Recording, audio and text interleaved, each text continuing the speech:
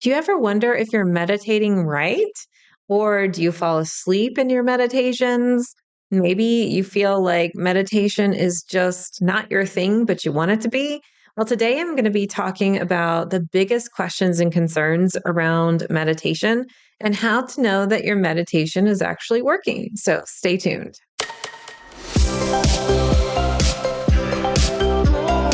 Welcome to Spiritual and Ambitious. I'm your host, Whitney McNeill. I'm a certified medium and spiritual teacher, and I help spiritual and ambitious souls just like you live your life purpose through your career and attract abundance by connecting into your intuition and spirit guides. Let's get spiritual and ambitious.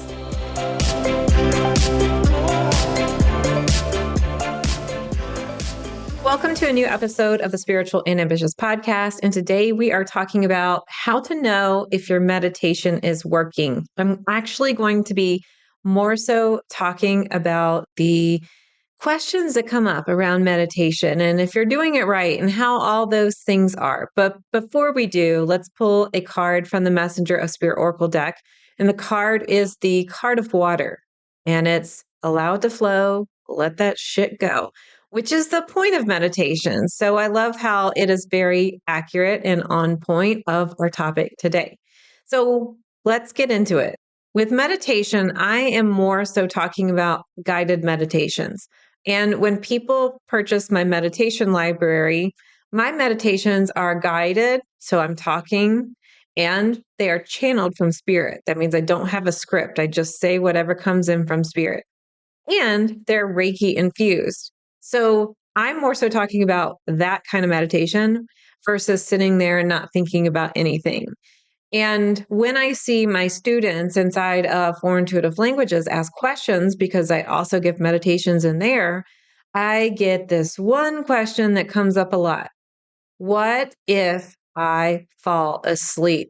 Oh my gosh, I can't stay awake. What do I do? Of course, it couldn't work.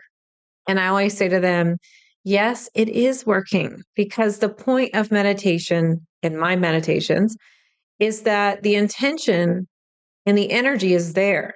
And so when you're listening to the meditation, your body is going into the most receptive state possible to get the best results. This would also happen when I used to do in-person Reiki sessions and people would fall asleep on the table. They were so afraid that it wouldn't work if they weren't awake. And this is our ego trying to control our experience. Our ego wants to make sure we're doing it right. And our ego thinks we have to be on guard, on call, in action to make that happen. And with meditation, we're doing the opposite. We are moving into receptivity mode. And receptivity mode means we are ready to just experience. And that is what I am talking about. So when you fall asleep, you are still hearing the words and the meditations that are coming through into your subconscious, and you're still receiving Reiki energy if that is something that you want. And your spirit guides oftentimes take you on astral visits because they know your intention of the meditation that you're listening to. So, do meditations still work when you fall asleep? Mine are designed to, yes. If you're saying, well, I'm just trying to meditate and clear my mind and I'm falling asleep, then maybe the answer is no. But I'm talking about the guided meditations. Yes, it still works. And oftentimes your spirit guides, your own spirit, you're doing things that need to happen based on the meditation that's coming through. And if, for instance, you are someone that doesn't rest, let your mind rest, then what a gift you're giving yourself by falling asleep, because that is what needs to happen for this to be integrated into your energy and system. Now, of course, I'm not saying you have to fall asleep. And so some people say, well, what if I can't follow along? Whitney, I hear your words, and then all of a sudden I'm doing something else. And then I pop back in at the end of your meditation and I'm missed all of it. I must have done something wrong. And I smile and say, you did exactly what you were meant to do. What happens is that your spirit guides are taking you on a journey. You might be going into a deeper trance. You might be going to astral visit to do what you need to do. And then you come back at the end of the meditation so that you can ground back into your body. This happens to me a lot. Whenever I have been listening to guided meditations, I will sometimes see what the person is describing, and then I'm out and I come back at the end. Now, another thing that happens in meditations is that you might start to see, feel, hear, or know what I'm getting ready to say without actually hearing it. It's like you're one step ahead. And that's because the energy of the meditation and your energy is already aligned. And so you are going to do what you need to do without your brain understanding the process yet, which I think is always really great. But sometimes people say, oh my gosh, Whitney, I'm not able to see anything. You're describing things, you're telling me I'm seeing my spirit guides, and I don't see anything. I must be doing it wrong. The answer, no, you're not. You're not doing anything wrong. What you're doing is you're experiencing the meditation the way you need to, unless you're constantly thinking the entire time, I'm doing it wrong. If that's the case, then you do need to back up a bit and allow yourself the entire experience. So when you listen to a guided meditation, it's okay if you don't see anything because we are not replicas of one another. Not everybody has the intuitive language of the seer, which is clairvoyance. That's okay. So really pay attention and lean into your intuitive language the way it is designed for you. You might be a feeler. Just let the meditation play and see what feelings come up. You might have emotions that come up. If you are a channeler, you're probably not going to feel anything, hear anything, or see anything if that's your only intuitive language. So just listen to the meditation and let yourself experience it. If you are a clairaudient, you might just listen to the words and that's all you need. It is the vibration. So that's going to be something that's really important for you to just experience the way you are meant to experience.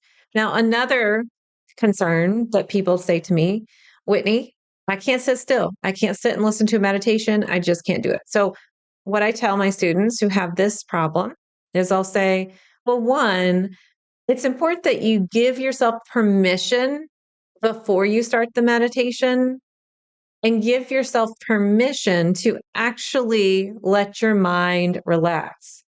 And you might have to say things to yourself like, when I meditate, I am more productive. When I meditate, I am more aligned. I am more abundant. I receive abundance when I meditate. The reason we have to say this is because our ego wants to control. Our ego thinks it needs to be there, and we want to be present. And we feel like if we're sitting there on our butts, that we're not going to be productive. And so there could be a deep seated wound or issue that you need to heal around that. Just allowing yourself that 5 minutes of meditation or whatever it is going to be really important. Another thing you can do is write all the things down that are bothering you and promise yourself you will return to these concerns or your to-do list or your worries after your meditation. So that's going to be important. As a professional psychic medium, I've done tens of thousands of readings, but I felt a call to move more fully into teaching intuition. But I still get so many requests about doing readings. So while I don't do readings anymore, I have brought in some very trusted colleagues who are now available for live 1-hour readings on Zoom. If you would like to book your psychic medium reading, go to messengerofspirit.com/appointments to see our available readers and schedule your Zoom reading today. Another tip is to do your meditation when you feel like you can actually let go and relax. So this is not going to be in between your appointments because you need to be in go mode probably in your appointments. If you have a busy day ahead, it might not be something you want to do in the morning. Maybe when you wake up, you've got all this energy that you need to expend and you want to hit the ground running. So then maybe you want to do meditating at night. Some people absolutely love morning meditation, so do it in the morning.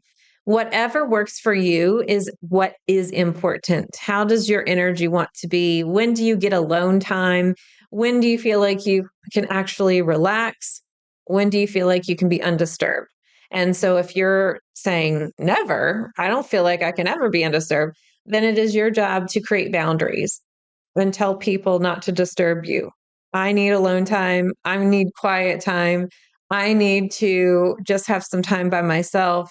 Don't disturb me for 30 minutes or whatever it is. Lock the freaking door, whatever you need to do. I've actually had students that have gone into their closet for some time to connect with their guides. And I've had people drive to a store and sit in the parking lot because they really feel like their home is just too chaotic. And while those things might be a good temporary fix, it's probably more of a lesson of some boundary conversations that you might need to have as well. And so that's going to be really important. If you're a channeler, what normally happens is that it's really, really hard to sit still and really, really hard to meditate.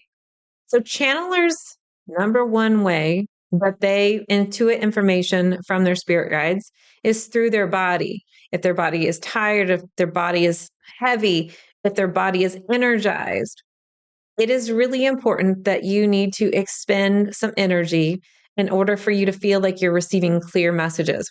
So, talking, toning, writing, walking, all those things can help get that energy out. And it's okay to listen to meditation sometimes when you're walking or doing a repetitive action that is safe. It is not okay to listen to meditation when you're driving. So it is not okay for that repetitive action. But cleaning sometimes gives a meditative feel. Before you meditate, you might want to jump up and down or do a little dance, but maybe you just want to pace around your room or go on a walk and listen to the meditation. Now, if you're going on a walk, just please make sure there's no cars that are going to be coming right at you. You still need to pay attention. So it's going to be hard for you to completely relax if you're out walking, but you can certainly walk around your home, walk around your room, pace back and forth, those kind of things. That would be more of a, I'm going to meditate as I'm walking or jumping up and down. I know that sounds so weird, but for some people, it is really, really helpful. So while the actions of cleaning, showering, driving, those kind of things are repetitive and they might get you into a more relaxed state, it's not the best time to listen to a meditation because you still have to think. If, especially if you are cleaning, you have to get out the cleaning supplies. If you're cooking, you have to get out knives. So, yeah, you get what I'm saying here. It depends on the level of relaxation that you're looking for. But if you feel like it's really hard to sit still, a lot of the times there is something within yourself where it's saying to you, I can't sit down because it feels awkward. It feels weird. It feels uncomfortable. I can't sit down because maybe you're worried about the message that you're going to be getting from spirit and that you're afraid of what they're going to tell you, or maybe you're afraid that you're going to get it wrong. There are so many different reasons why we feel like we can't sit still. Sometimes it's our chemistry and it's just part of the design that we have. Maybe you're someone who is more hyper, and so it's really hard for you to just sit and be. Maybe it's hard to focus. So there's lots of different reasons why, but there are solutions. And that's what I'm saying. There's never a wrong way to meditate unless you are driving, really, unless you're doing something like operating heavy equipment, unless you're doing something to put yourself in danger. There's not a wrong way to meditate. So, those are some of the biggest questions that I get. And I wanted to provide some solutions for you on that. But how do you know your meditation is working? You will feel lighter. You will start noticing shifts in your life when you're listening to meditation. And while it's always great to meditate on a consistent basis, you can still get an effect from one time that you meditate, but it helps you. So every meditation that I do has an intention. And so you can notice the different experiences, the different energetic shifts that you're making and see what kind of tangible results are being produced. Maybe you start to notice, oh, now it's easier to meditate because you're doing it on a consistent basis and you are doing it over and over. It's becoming a natural part of your life. Maybe you start to feel the more I meditate, the more I'm getting intuitive messages. And you know what? The other day, I actually saw something in spirit, or I actually felt something. So you're starting to notice your intuition improving. Maybe you start to notice that all of a sudden people want to give you things and you are receiving. This could be from doing abundance meditations and opening up your energy to receive. So you just need to look at the benefits and see what's happening and shifting for you. And some meditations are meant to uncover blocks so we can have emotional releases after meditations. And it might not be till like 3 days later. So you might notice some things shifting and stirring in your energy field, no matter what the goal of the meditation is. The overall result is that you will feel lighter. It may not be immediate. It might not be if you're crying because you've unblocked some sort of emotional block that was really keeping you walled up, but afterwards you will feel lighter. So I wanted to address the biggest concerns of meditation. I hope this has helped you.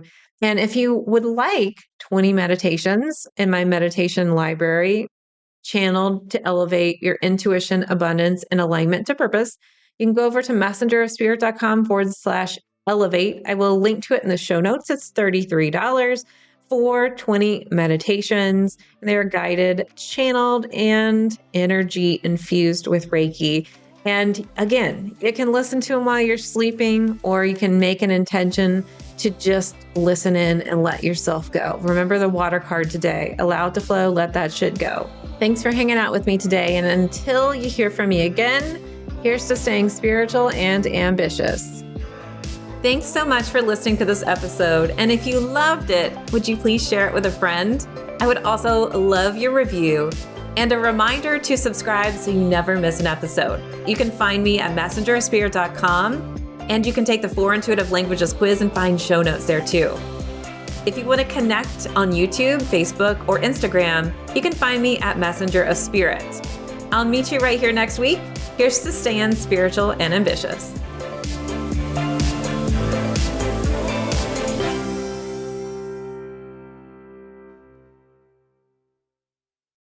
This podcast is part of the Sound Advice FM network. Sound Advice FM. Women's voices amplified.